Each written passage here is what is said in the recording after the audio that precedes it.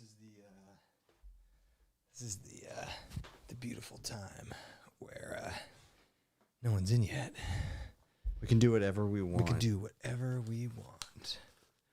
Oh, there we go. It's been welcome back to There's one person. the one person that's in here right now. And the camera froze right off the bat. Hey, at least you get it over with when there's like one person there. I know, right? Nobody's watching. This is...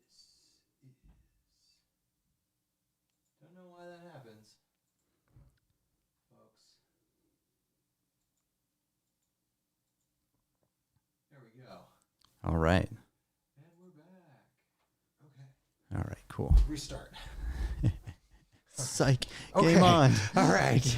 Anyway, hold on. I gotta move this light. Game on. Yeah. Okay. Welcome back, everybody. 10 people.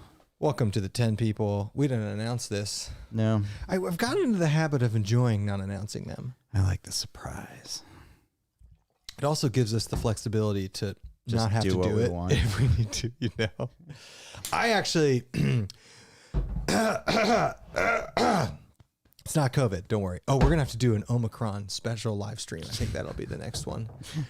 I've been looking forward to this one because I've got a lot to unpack about what happened last week. So Okay. that's the title of this podcast, if you didn't know. Unpacking last week. It's the ultramarathon debrief. Oh, The nice. Bigfoot 50K. We'll talk about backpacking too. You never kind of know. We got some new products. Things. And people actually, sent the us. cool thing is that this isn't even released yet by Vargo. Really? Yeah, it hasn't been released yet. Oh, So you saw it here first, folks. that's cool. How did we get good with them? I'll tell you, actually.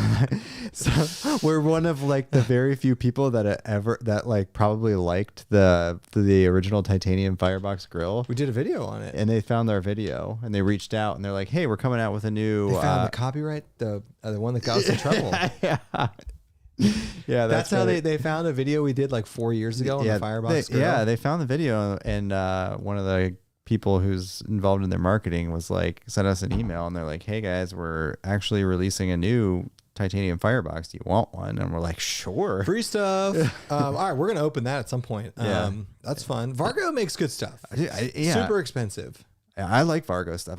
We've always had nothing but good experiences with Vargo.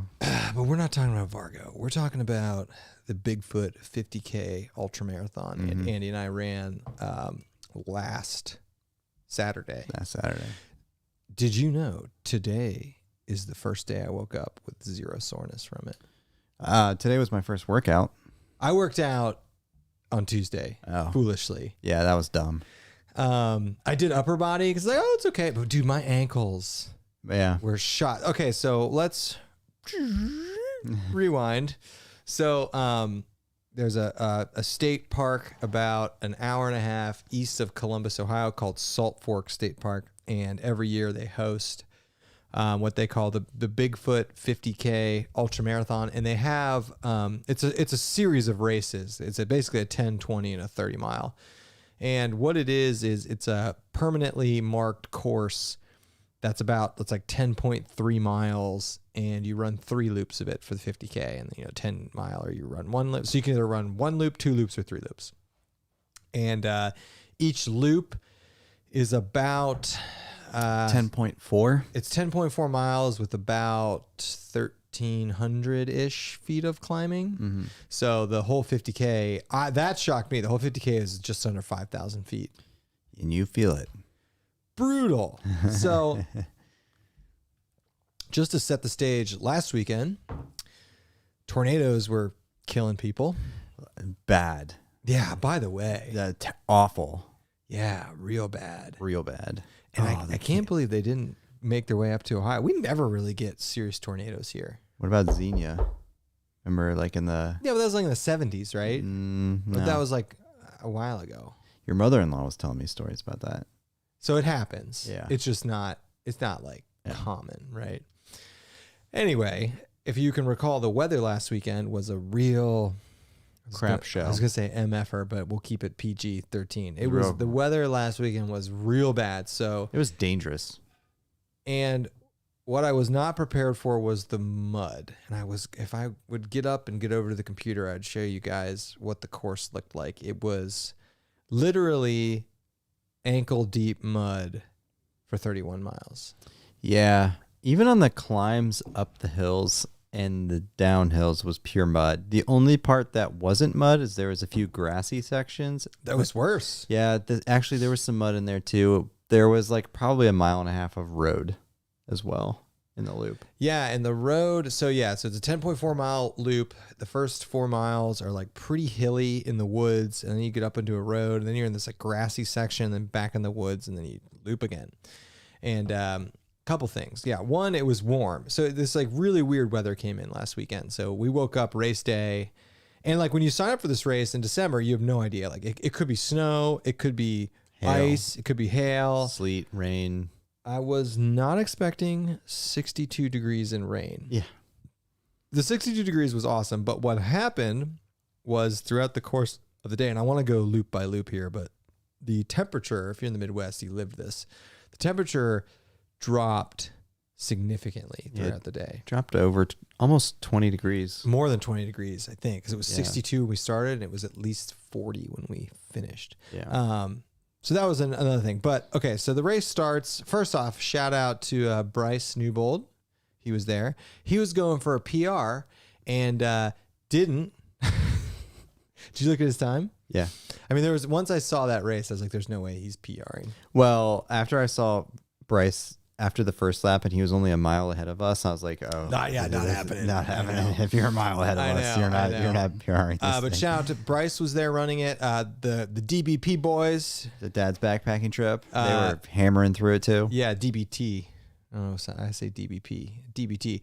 Anyway, there was another YouTuber there. Bryce was there. There were more than just us there. And shout out to the subscriber that called you out. Yeah, I meant to bring that up. I was running and second lap? First lap? Second lap because I was dead. And this woman who was in the race looked at me and she was like, "Is your name Kevin?" And I was like, "Yes." And she's like, "I recognize you from YouTube."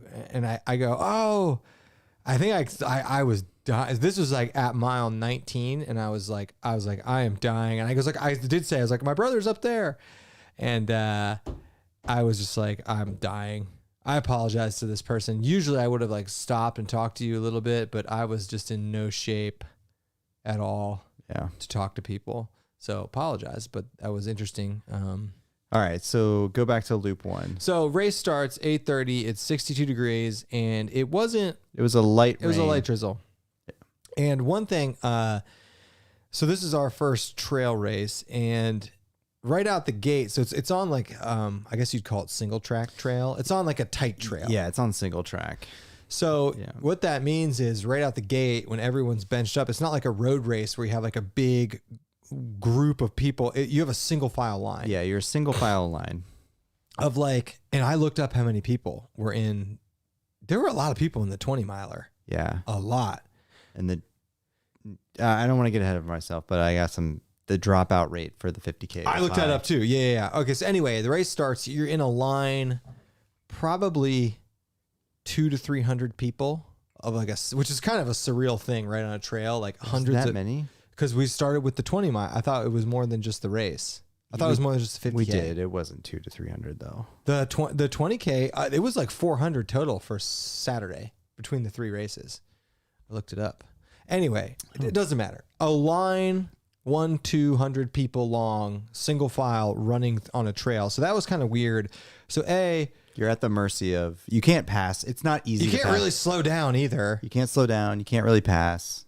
So you're just trucking along in the single file line, which was weird, but whatever. So that was probably the first 3 or 4 miles. Then that was until we got to the road, which is probably like 5 miles. So the first 5 miles, like just chilling, weren't going very fast. Probably when we were running, probably a 10-minute mile.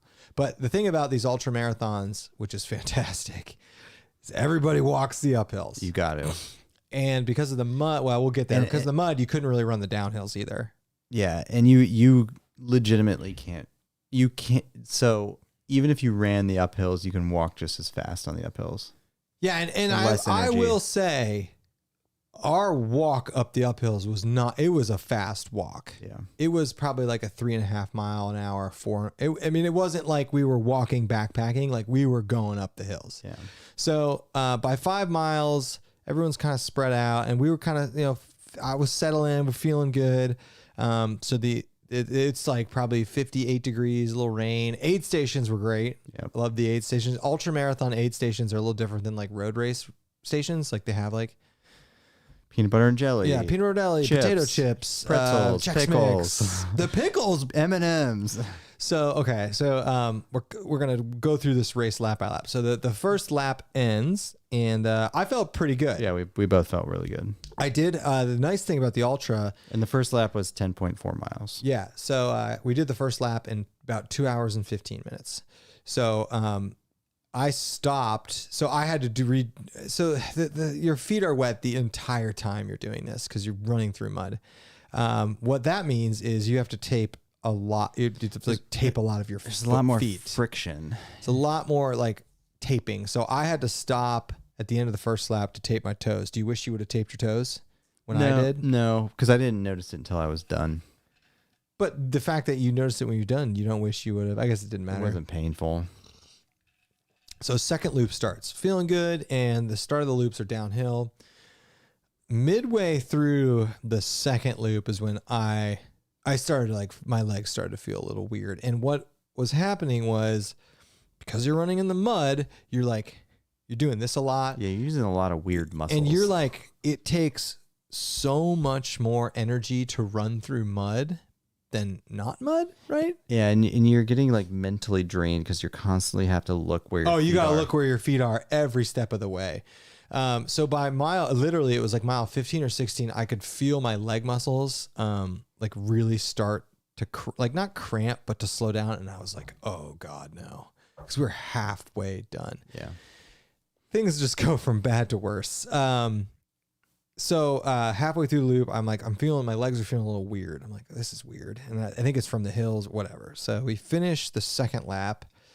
That's when, an interesting thing too was I hit like second, third, fourth, fifth wins. Because after the 15 mile, my legs are dead thing, when we got to the end of that loop, I was starting to feel a little bit better. And I think that's just because I was taking the hills a lot lighter. Anyway, end of the second loop. So we're at mile 21. That's when things got real fun. And this like massive rainstorm came through. And temperature dropped. Yeah. So and not like a little rainstorm, like a wall of rain. Yep.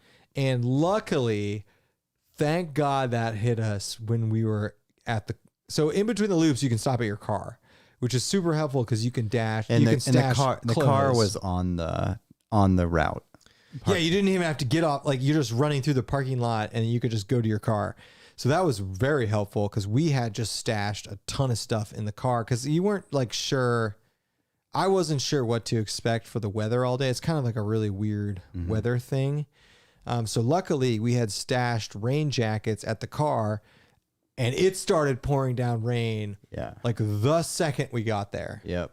And then the real fun started. So we're 22 miles in, rain jackets on, sheets of rain, temps dropping fast.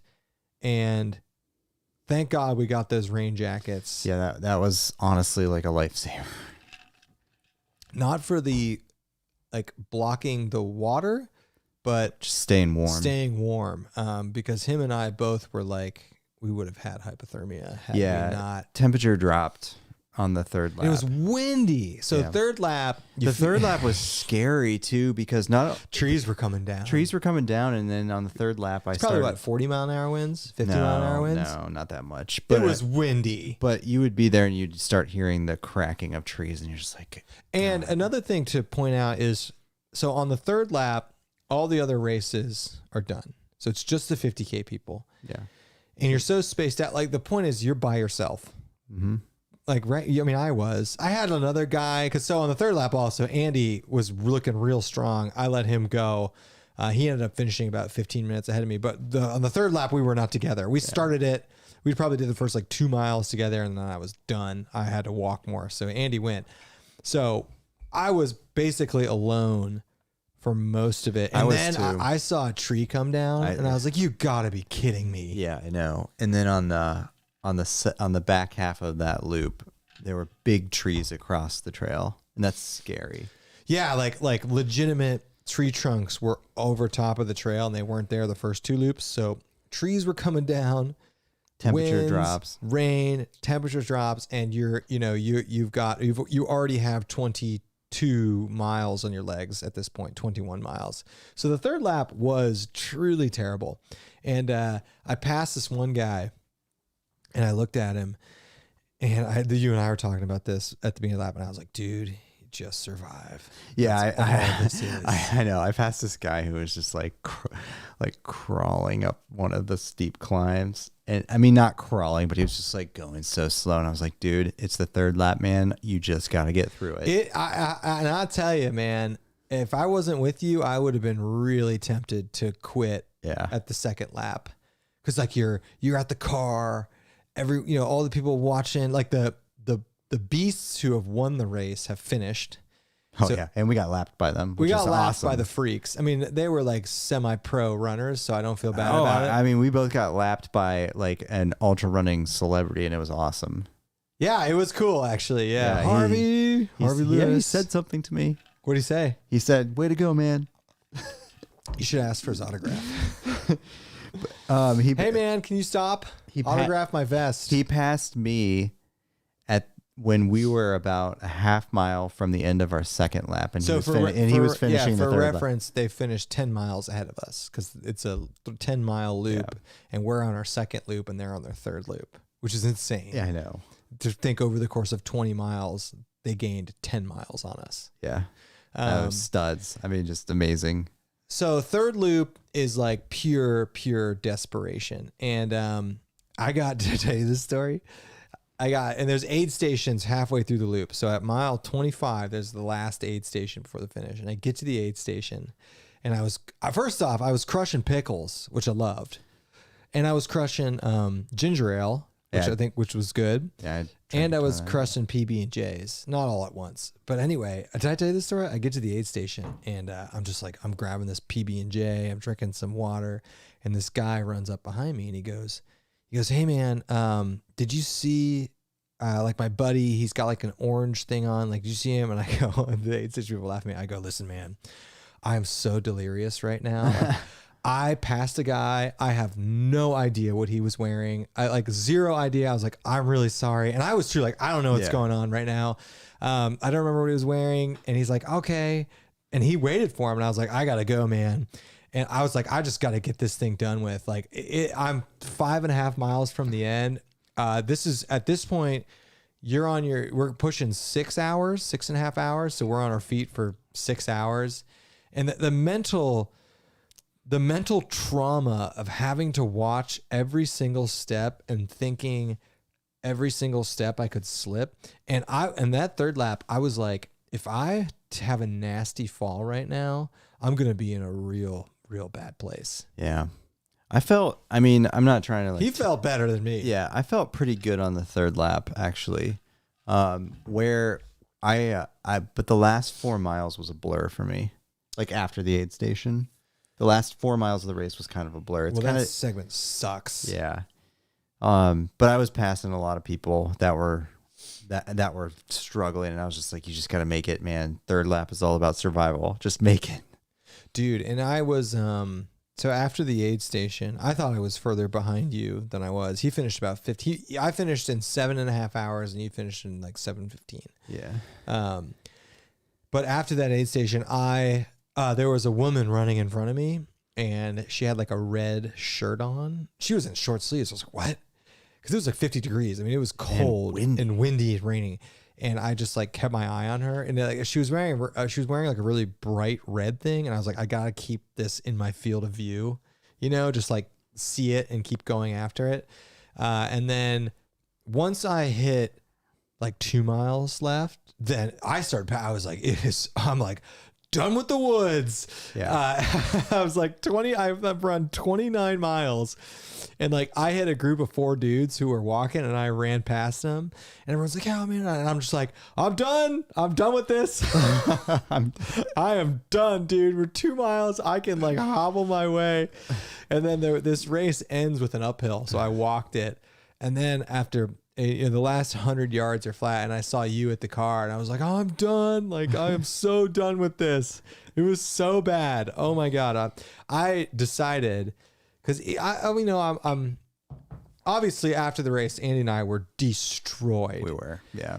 I mean, just the having to stabilize on mud for 31 miles was something I was ill prepared for. Yeah, definitely. We did no mud training. Yeah, there's zero mud training. We did zero mud training. We did like just mud aside, having to run for 7.5 hours with wet feet is alone its own kind of thing. And then you throw the slipping and the elevation. And it was just, we had run decent elevation in our training runs. We did not run enough trail. Yeah, we did not run enough like single track. Like single track, roots, rocks. We didn't do any, we in fact did none of that. We did a tiny bit. I mean, we maybe did like a few miles of the dog park loop. Yeah, that doesn't count. Yeah. So like I was not prepared for that. I'm never doing a race in the mud ever again. I would do it again. In the mud? Mm-hmm. I wouldn't. Why? Why? It was, it's what do they call that, type 2 fun? You look back at it. I am not saying I wouldn't do another ultra. Yeah. But in the mud, dude, that was terrible. Well, the problem is like for that distance, they're all going to be in the woods. Right. So if it's wet at all. So if you want to avoid that much mud, then you're doing it in the summer, and F that. That was the other thing. They run this race in the summer, and I was like, in the summer, it could also be muddy, but it'd be hot. You'd have mosquitoes. You'd have overgrowth on the trail. Can you imagine like that'd be terrible. Yeah, the issues with like hydration and stuff too. I know. You'd be crushing salt pills. Yeah, I think so. But yeah, I don't think I'd ever do it in the mud again. Hard pass, dog. I would. It was rough, no doubt about that. I was looking at my shoes this morning actually. And I had mud. The entire inside of my shoe is caked in mud.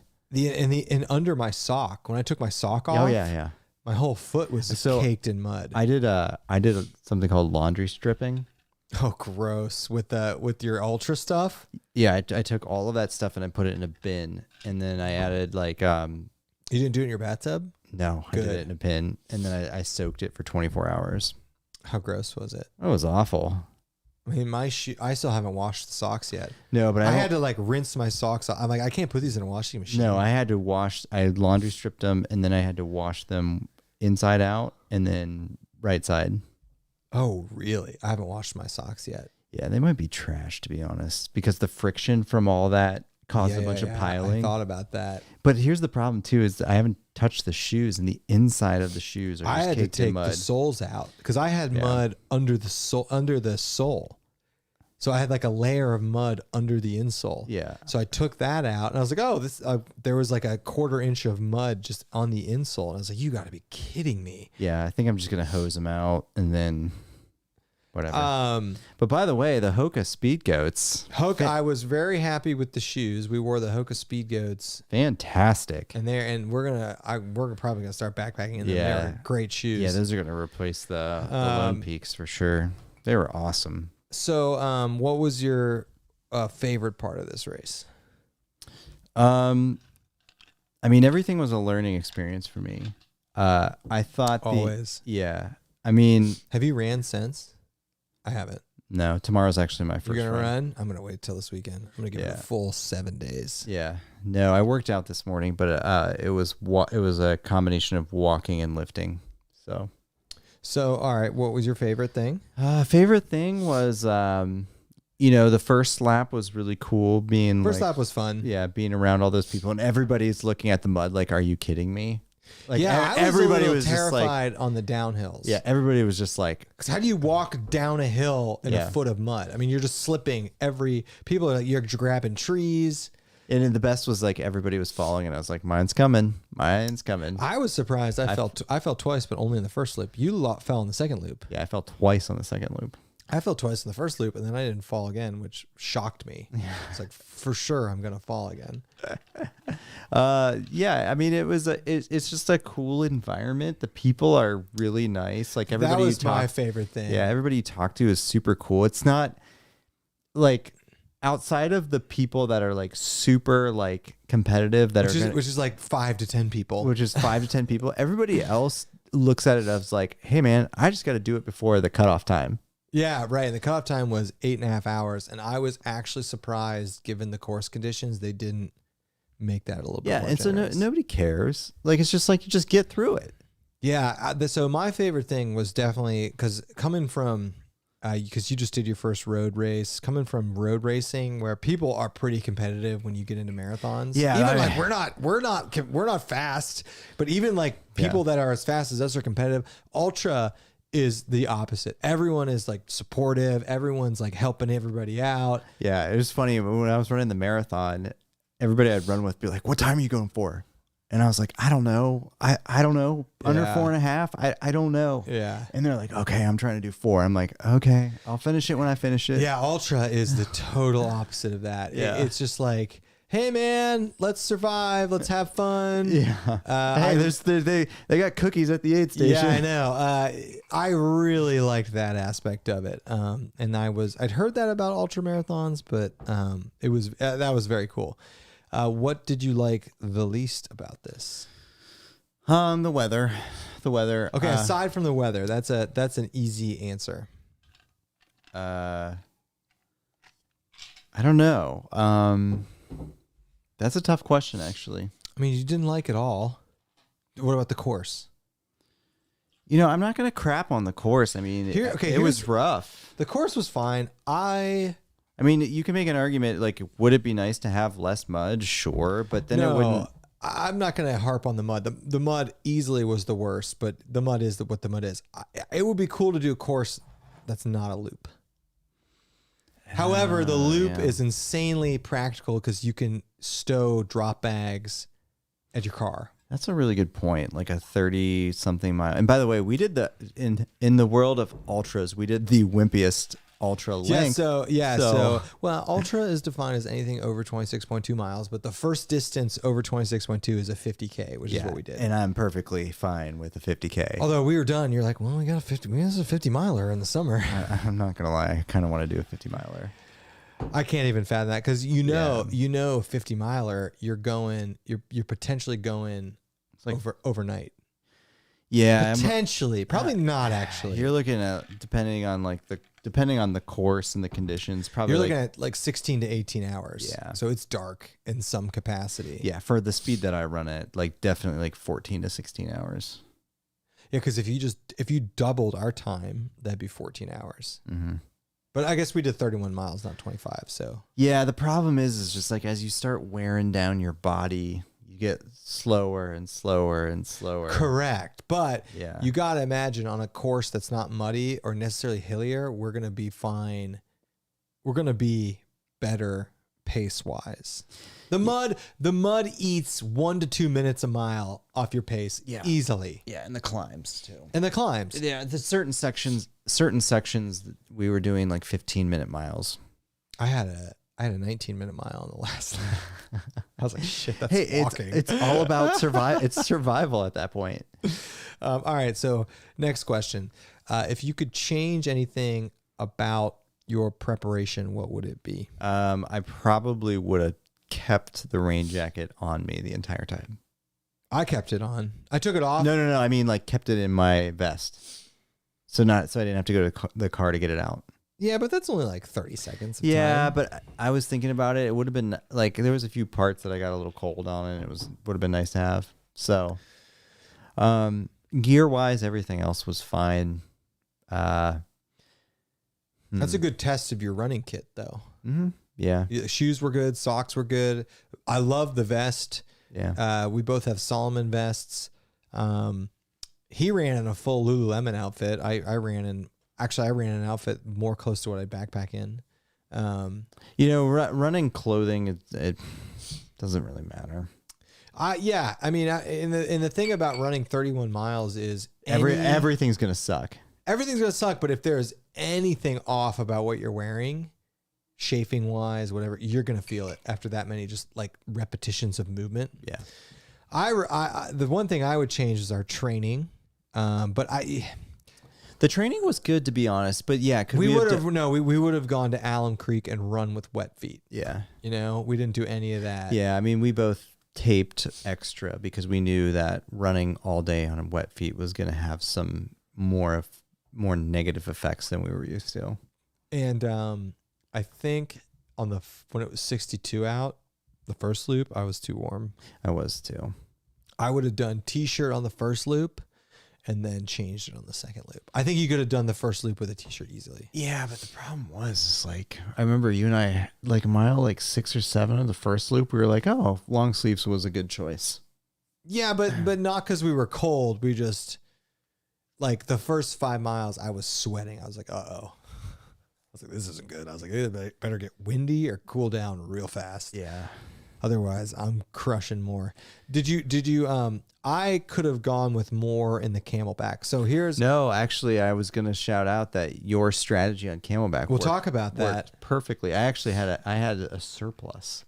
I drank a lot at the aid stations, though, because I was worried about running out. So the strategy I took was, instead of carrying 2 liters of fluid on the back, which is about 5 pounds, carry half that and drink a lot at the aid stations. So you only have to deal with water in between the aid stations, which is only a 5 mile distance.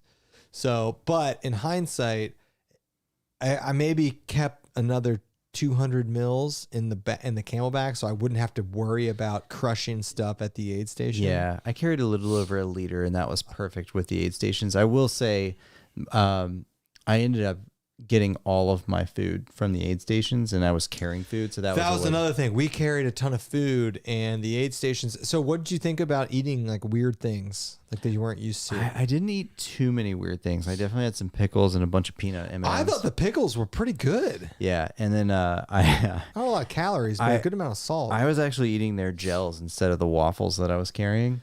The gels were good. Yeah. I really, by the third loop, I was crushing PB&Js. And you know what I really like, and I didn't eat enough of? I like potato chips.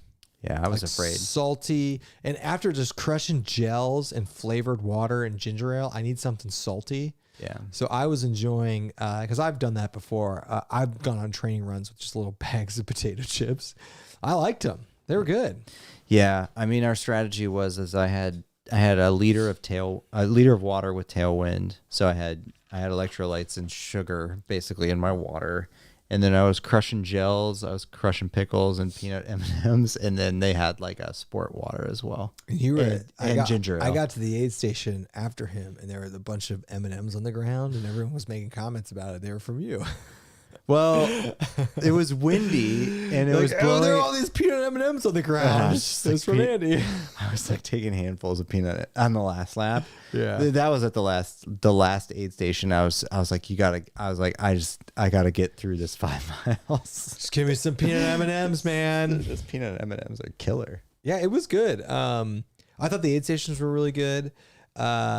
Would you do this ultra again? Yes, absolutely. Really? Yeah. Absolutely. Yeah, absolutely. In the same conditions? Yeah. I'm not doing it in those conditions. No, I would. I actually. The other point that we need to make here is, so it's a loop, right? And you probably have over the course of all the races 200 to 300 people on it. So that trail gets chewed up. Yeah. Like chewed up from 300 people running on it multiple times. It's not just like a regular trail. Oh, there's a little mud. It's like a stampede going through it. So that creates little craters. It's just terrible. Yeah. Little craters that can like break your ankles. Yeah. Yeah, it was hard and it was brutal. But I really enjoyed it. And I really enjoyed the struggle, to be honest.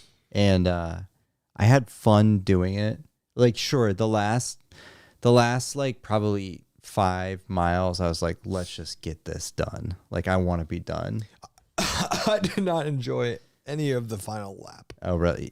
The final lap, I walked in the final lap, was like, I was like, I got to start this final lap because the farther I get into it, the more. Well, that's good strategy. You can't turn around. The more I'm like, I just got to get this Yeah. done. But yeah, I would definitely do it again. I would do it again in the same conditions. And it's just like a challenge and you just do it. And I will say I felt really good about finishing it. I was like, finishing that is like legitimately an impressive feat of endurance. I mean, it is. And willpower. Yeah.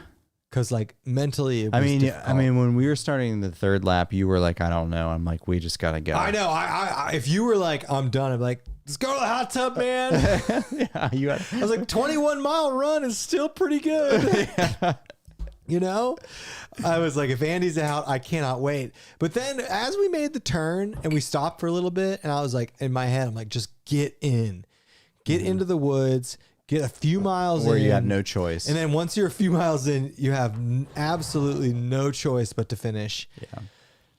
And I just went slow, and I did, much like every marathon I've run, it's a very good, awesome sense of accomplishment when you finish it. Yeah. And I felt that, and I was the most sore I've ever been in my life after this. So yeah, that was interesting. I right afterwards, I actually didn't feel that bad. Not right after, because you got the adrenaline going. Yeah, I mean, it's masking the pain. But what was weird is like even when I woke up on Sunday, I felt I was for sure sore. It was difficult to walk when you got up. Right, but it got progressively worse on Sunday. Yeah, and soreness peaks 24 to 48 hours. Oh, really? Yeah, I didn't know that because it got. Well, you know it now. Yeah. It got worse. It got worse. Yeah, it got a lot worse. And then I had like shoulder pain, arm pain from like your arms just going back. I had like some from the vest and everything. Yeah. And walking, like today. So today's Thursday. We did the race Saturday. So Sunday, Monday, Tuesday, Wednesday. So this is day 5 of recovery. And this is probably like I'm not 100%, but I don't feel. No, even when I worked out this morning, I could feel my knees a little bit. It is interesting because like, dude, a marathon's not like that. Marathon, you day or two and you're good. And it's just the hills, man. It's the hills, the stabilizing. I will continue to say this though, and this is just my newbiness to running these distances. The marathon was, post marathon was worse than this. Well, that was your first marathon, right? Exactly. Yeah. Your first marathon, as I told you, it's always kind of a religious experience. Yeah, but this first ultra for me, and that marathon was mentally harder than this. That's not the case for me. Yeah, like mile of the marathon, like mile 18, I was like praying. I was like, yeah, it came out a little fast then. Yeah. This one I felt better. I mean, don't get me wrong, it was brutal. Do you another thing I thought was it would have been nice to have the option to grab trekking poles for the last loop. Yeah, I was looking at people, so like in the very few people had them. Yeah. Which kind of surprised me.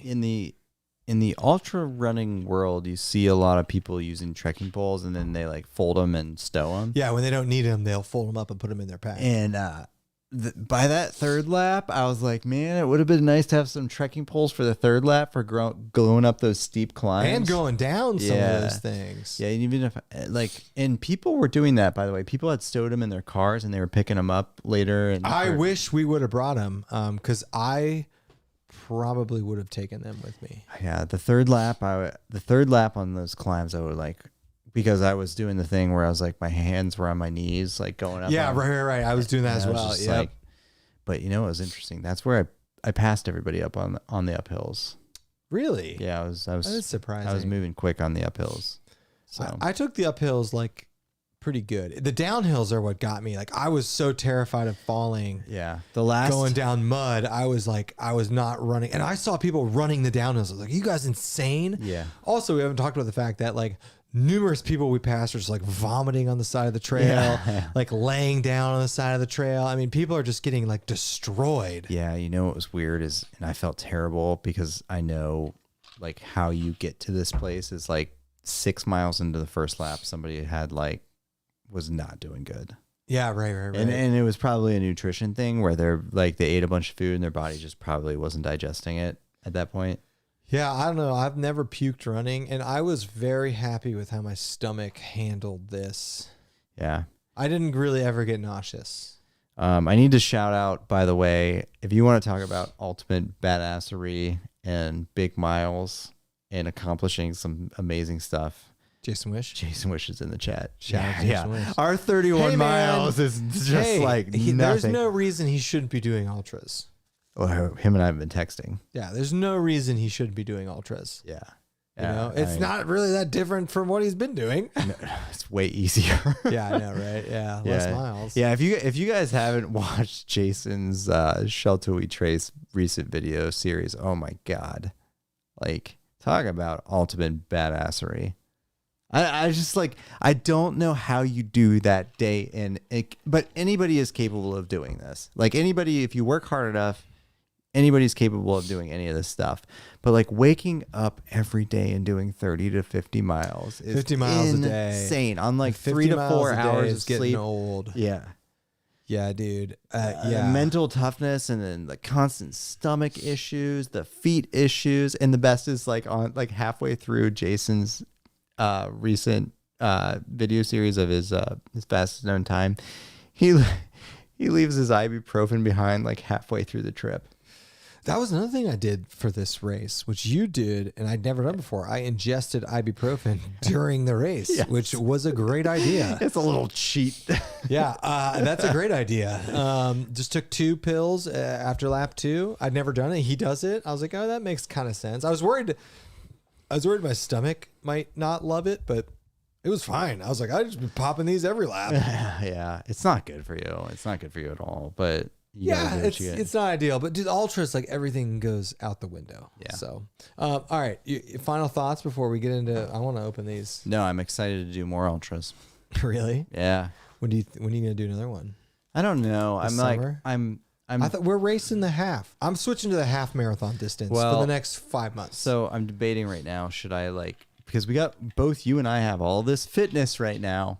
And what are we going to do with all this fitness? No. Train for the half. Train for the half? I'm already trained. No, but speed. Yeah. Speed. Yeah. We don't have speed. And I run a half in I run a 150 half. The fastest half I've done is like a 158. Yeah. So a 150 half, I mean, you're moving. And those are 8-minute miles. So I don't know. I'm with you. Like I'm seduced. Like I feel good now. I'm like, I could do another ultra. But it is good to vary it. You know, it's good to run fast for short periods of time versus slow for long periods of time. I don't want to get injured either, so I'm like, maybe I'll just... That is the name of the game. Yeah, maybe I'll... With running, just don't get injured. Maybe I'll hang up the ultra thing for 2021 and I'll do another one. We could do one, you know, towards the, you know, run another marathon and then... I'm not going to lie. I do want to do a 50-miler this year. Where does it end? 100 miles? 200 miles? I don't know. Tahoe 200. Now, can you imagine doing that? I mean, you walk it at that point. And that's 2 nights of no sleep. It's more than that. No, I think you do it in 2 nights. No. Yeah, right? No. The 200 miler? No. Let me give you some. Bryce. Cam Haynes did it in 70 hours. Right. Oh, so I'm saying two nights? That's 3 days. Mm-mm. That is, yeah, that's like 72 hours. No. Oh God. I have literally I have no desire to run through 2 nights of sleep. No. We say that now, but I do. We say it now, like, I would do it once. Bucket list. I think I would like to do a 50-miler in 2022. I don't even know what that training's like. Nobody defines it. That's I mean, the thing. you're hiking? I mean, a 50-mile, you're surely walking a lot of it. I don't know.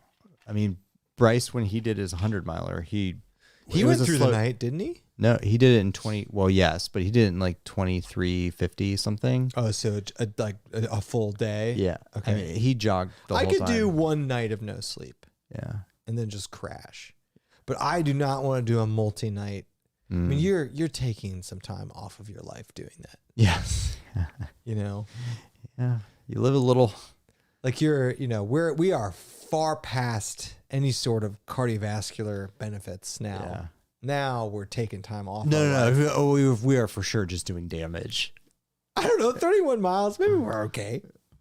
I'm gonna do a 50 miler next year though. But the other problem is 50 miler is kind of a weird distance. I know. It's not a common ultra distance.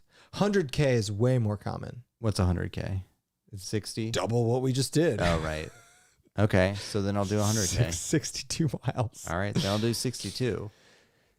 As long as it's under going through the night, I'm okay to like You're- tentatively do it. You're going through the night. No, if 62 miles. it's Because- probably like 20 hours. It's probably like 18 to 20 hours. right, but that's through the night. Like even if you're starting, because you're not. Oh, you're right. If you start at like 6 a.m. Yeah. Yeah, you're right. Okay, that's fine. I'll do one night. I'll do one night of running.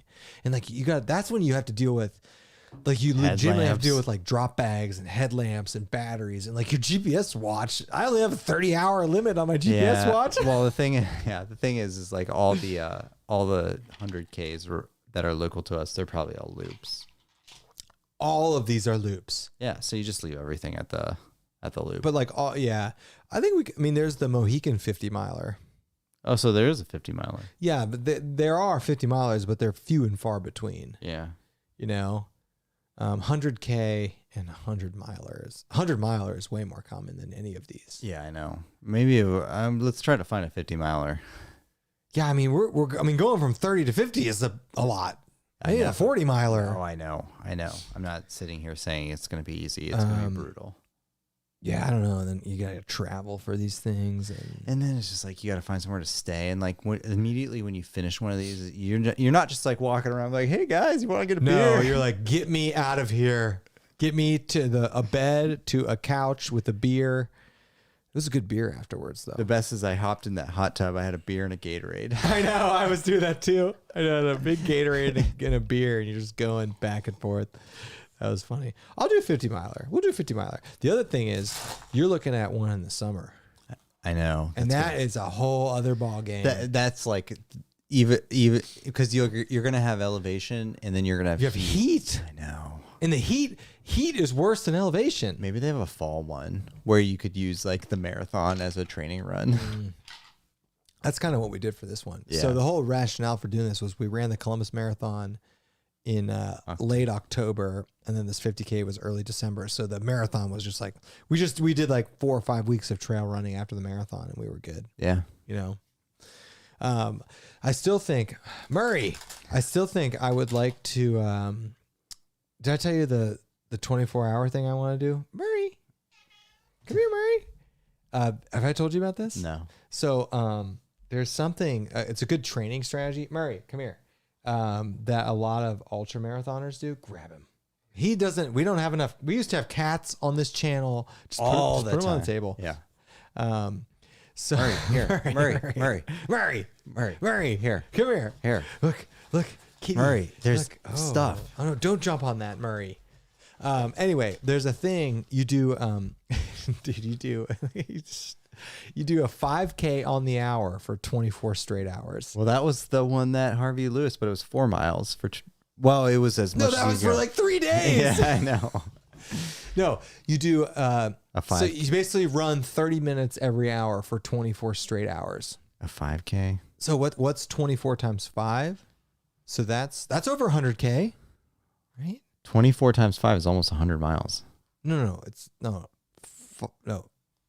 K, not miles. Oh, sorry. Duh. So Yeah. 24 times 5 is 120.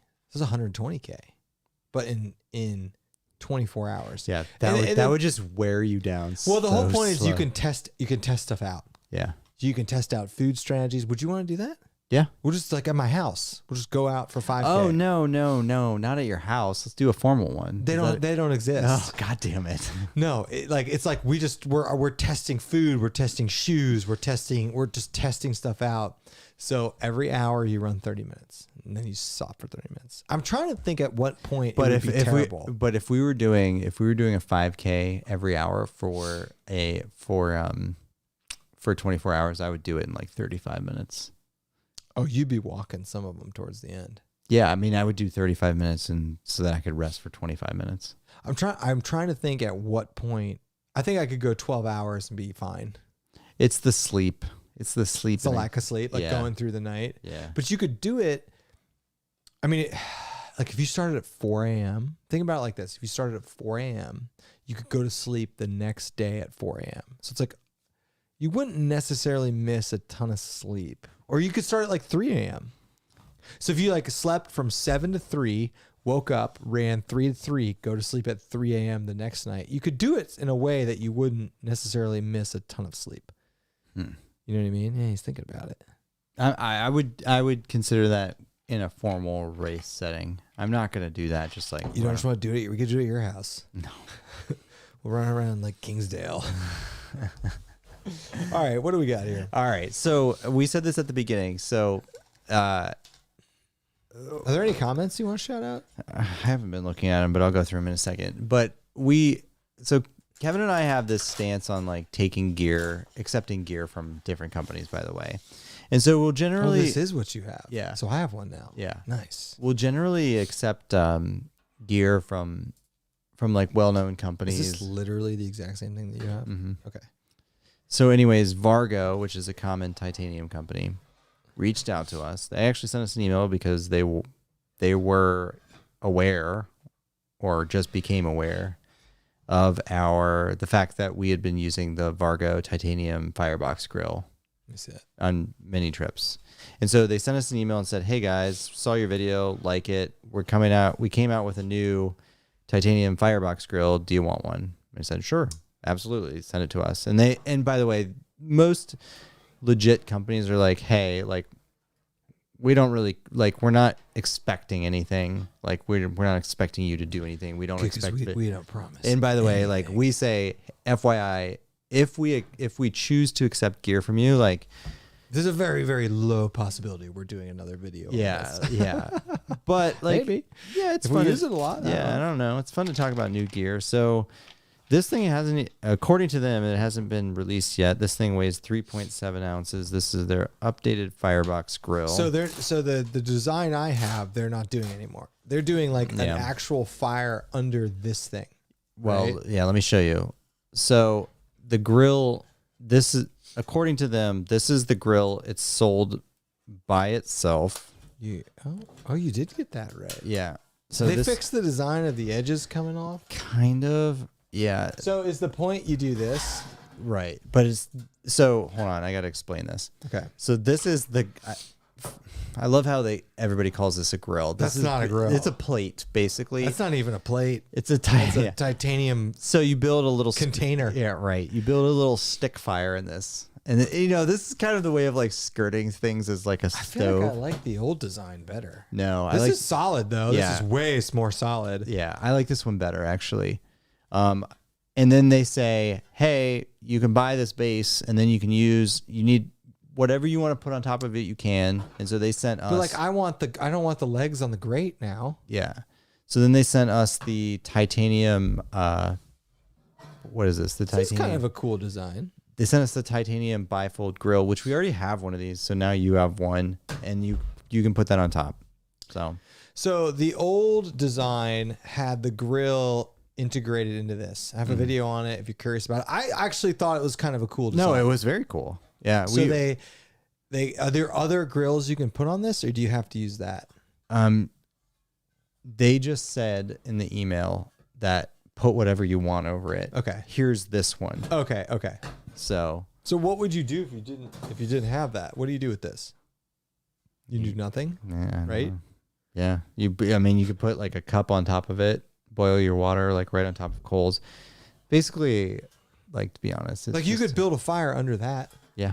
you know? Right. Well, sell me this. Well, it's as selling you on the other thing. Imagine you're going to a place where you kind of want to have a fire, but they don't allow fires, but they allow wood stoves. Okay, all right. This is like, But skirts. okay, that. I see. You build the fire in that and put this. I like this thing. Yeah. I like this thing. This thing's been lot. awesome. We have another one of those. I love it. We've used this. We've cooked steaks on it. We obviously just build a bed of coals, throw this on it. Titanium is not like non-stick, so you gotta, put some stuff on here. But I really like this design a lot, and it weighs nothing. You know who sold me on this one was John Kelly. John Kelly had this, yeah. Yeah. So like that. I mean, this is pretty. I mean, this weighs nothing. All right, it's got the weight on there, on the tag. This weighs, what's your guess? Oh, nice. 3.7 ounces. This is 3.75 for this Okay. grill. Okay. Yeah, I don't know. I'd call that a firebox, which is what they call it. Yeah, it's what they. Yeah, sorry. I wouldn't call it a firebox grill. Right. I'm sorry. I'm pronouncing. Oh, they do wrong. call it a firebox. They call it just a firebox. Okay, all right. That's fair. Good marketing. Yeah, it is a Now, firebox, I and then will- you put a grill on I top will of say, it. so I'm gonna agree with Vargo. So this whole setup probably weighs the same as the old one. This is a much better grill than the old one had. Yeah. And this is a better latching system because Way better. One of the bigger complaints that we had and other people had is that the previous version, it was hard to latch and it would come undone.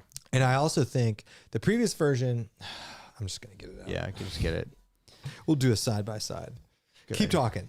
Well, yeah. Going in the gear closet. There's a good comment in there about how ibuprofen is bad for you and it'll destroy your. Yeah, it's terrible for you. We know that. Don't use ibuprofen very often. But one of the things that I'm still not crazy about is the latching system on how you close this. It's once you latch it, it's kind of difficult to get it unlatched. And that was kind of the same with the other one that Kevin's grabbing right now. So, but one of the issues with the one that Kevin has right now is that it would be yeah. Oh, it's probably covered in soot. It's definitely covered in soot. Oh, gross. All right. We needed this out the whole time. Yeah. All right. So here's my complaint on this one. Here's Gen 1. Oh, this is so gross. I don't really know if I want to call this a complaint, but once I got this thing latched and I played with this a few times at home, it's hard to get it unlatched. That might not be a bad thing. Yeah, but like literally, like I'm sitting here like trying to get it unlatched. Now it's got this like little pressure piece, and so you just gotta like play with it a little bit. But Okay. All right. Now, we should have got this out at the beginning of it. All right. So here is the initial product. oh, look, the bases are kind of. Oh, so did they just take the grill off the top? That base is better. I mean, this is Yeah. kind of janky. So here's the original product. It's actually I thought the design was really cool. So you have this little firebox. Ooh, I like how this one. Yeah, this one's constructed way better. This one's constructed way better. And then you have this grill that flips across the top. And it's supposed to lock in, which it doesn't. It doesn't. So you have this thing. And I actually think this is a cool engineering design. So you put the coals in here and then you can do whatever. And the way it folds up is really nice and compact with Yeah. the grill on top. Now, as you can see, this grill surface is way better. I'm hoping you guys can see that. It's kind of black. This grill surface is way better than this one. And yeah, this little firebox never really kind of put together nicely. So that's way sturdier. These probably weigh the same ish. I liked this design. I thought that was cool. How it would flip over. And we used this. We cooked fish. The impetus for getting this was we went to Isle Royal and you couldn't have fires. So we wanted to grill fish. So we got this firebox grill. But here's my problem with this one. And You can't get that open? yeah, and the problem with this one, in my opinion, was the latch wasn't good enough, so it was always coming undone. It was. And other people complained about that too. Now they improved the latch, which is great, but now You can't get this I open? can't get the damn thing. Like I've had this problem. You gotta like. Oh, there's a tab right there. Yeah, I know. Good luck. Oh yeah, he's not lying. How'd you get that in there? Yeah, so there's like tiny little cuts there that you gotta like. I'm gonna slice my finger. I open know. on Be this careful. Titanium. Well, I'll tell you what. Yeah, you're right. That's tough to get open, but it's better than this one. Yeah. So this one's just like fully integrated. I actually liked this product. I thought it was I think cool. I think it's cool, and they were the only ones that had like. And it all kind of just flips. It all just folds right nicely. Kind of like I folded it up earlier. It folds up. How can I do this? There we go.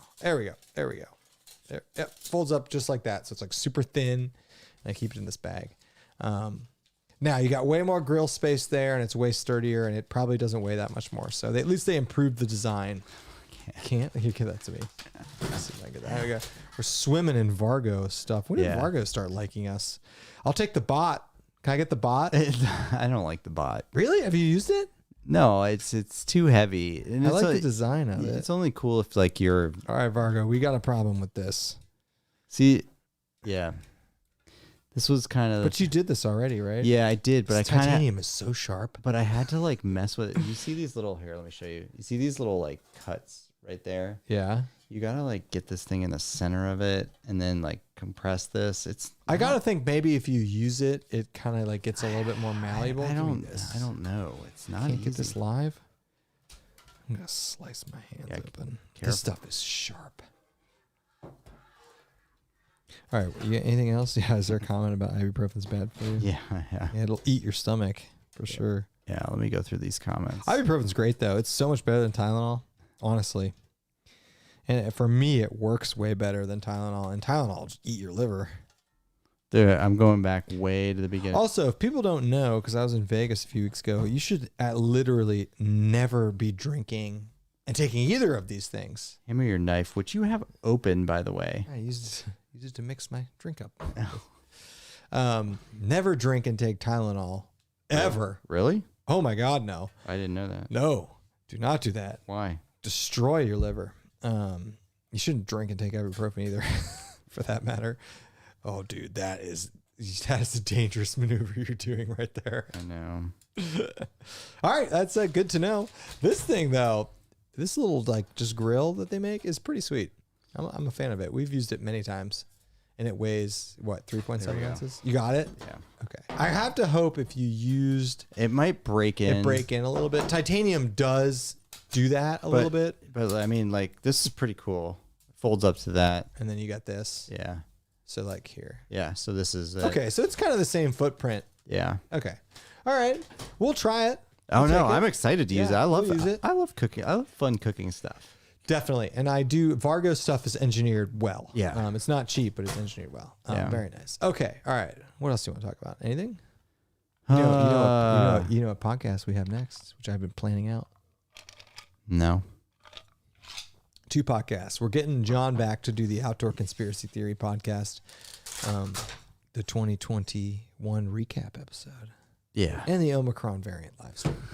Every time there's a new variant, we do a live stream. All right.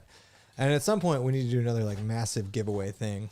Yeah, we're gonna have to get some vendors involved. Oh, speaking of like more gear, we got some fresh new packs We coming. got some more packs coming. I'm running out of room in this closet. Yeah, maybe the giveaway will be old packs or something like Old that. packs. Yeah. No, because all the new packs I'm getting, I'm not giving away. Yeah. All right. Anything else? No. We have with the holidays right now, like and the fact that Kevin and I had been training. We got 3 weeks, people. We're going backpacking in 3 weeks, and it's hot tent. and we're taking the hot tent. So we're doing this ultra stuff for the last like month, and it's the holidays. Oh, and New Dad's Year's. backpack trip is in there. Oh, nice! Congrats. Yeah. On your double looping. Double loop. You never went over the dropout rate. I don't know the exact I know what rate. it is. What is it? I just know how many people started the race and how many people finished the race. I don't know of the people that didn't finish it, whether they just didn't start at all, Or they missed the cutoff. or they missed the cutoff, or they ducked out. I don't know that. So here's what I was telling. Like I was talking to some people who were like during the second loop who were like thinking about dropping out. I'm like, look, you did 20 miles in this crap. That's Like, respectable. pat yourself on the back. I was ready to quit. Yeah. No, about 150 people started the race, the 50K, and just under 100 finished it. So that's about a 34% dropout. But I don't know, like some people surely just didn't show up.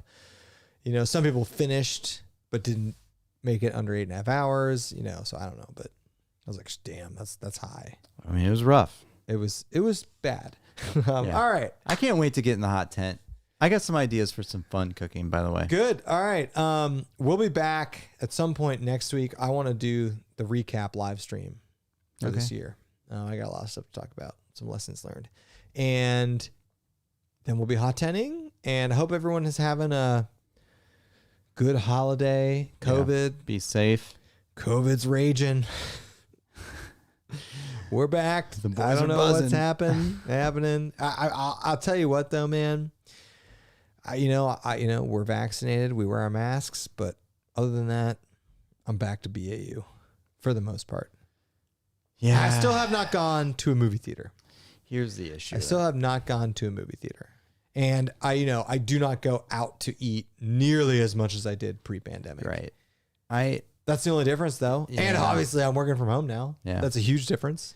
Yeah. The only thing, and like, I don't care what the data says. You're always a little bit worried when it comes to kids though. And old people. Absolutely. And I get, you gotta be a little bit more conservative. Yeah. and I get that the data with little kids is fine. I get it, and I see Well, it. it's not little kids. It's like over age 5. Right. You want to hear a crazy statistic? Like literally throughout the course of the entire pandemic, the number of people that have died that are like toddlers, it's like 10. Mm-hmm. It's not 10. It's higher than that. But it's some asininely low number. I know, and I get that, but like, But that's older than our kids. yeah. Our kids are not in that age group. So you be vigilant. No, I know, and that's why Hashtag flatten the curve. I know. Remember that, guys? Yeah. Almost 2 years ago. Yeah. We were flattening the curve. Curve's still pretty high. Yeah. So I don't give a crap if like people are like pushing back and be like, well, the statistics for little kids and stuff like that. I'm like, I don't care. It's different when it's your kid. Yeah, You take every precaution. I don't Yeah, care. Right. Yeah. Stats don't matter. Yeah, and good. And Like, who knows the long-term effects Right. of if a kid does get it. And if I'm wrong and I'm being overly protective, then Still a good move. who cares? Yeah, it's still a good move. Yeah, No, who cares? I'm with you there. Yeah. I'm with you there. You haven't experienced daycare yet. I know, the cesspool. It's coming. Good luck. I'm gonna be sick all the time. We should get into these live streams. I know, right? I did it when I was sick. Yeah. All right, everybody. All right. We'll be back. We'll be back next week. I don't know what day next week. Who knows? Who knows? That's why we don't announce that, but we'll be Yeah. back. Hey, 97 people ended up coming. Hey, thanks. Talking about running for an hour. Yeah. People are just like, Yeah. oh God. Hey, it's something different. Yeah. It's outdoors. We're in the woods. Counts. Yeah. We were wearing hokas. Hook us. All right, everybody. All right. Have a good. Or is this our last one before Christmas? No. I don't think so. Maybe. Maybe. When's Christmas? Next Saturday? Yeah. We could squeeze something in. Maybe. Yeah. We Yeah, won't. you I'm might- not going you to might- say Merry Christmas because we might have another one. I don't know. All right. See ya. Goodbye.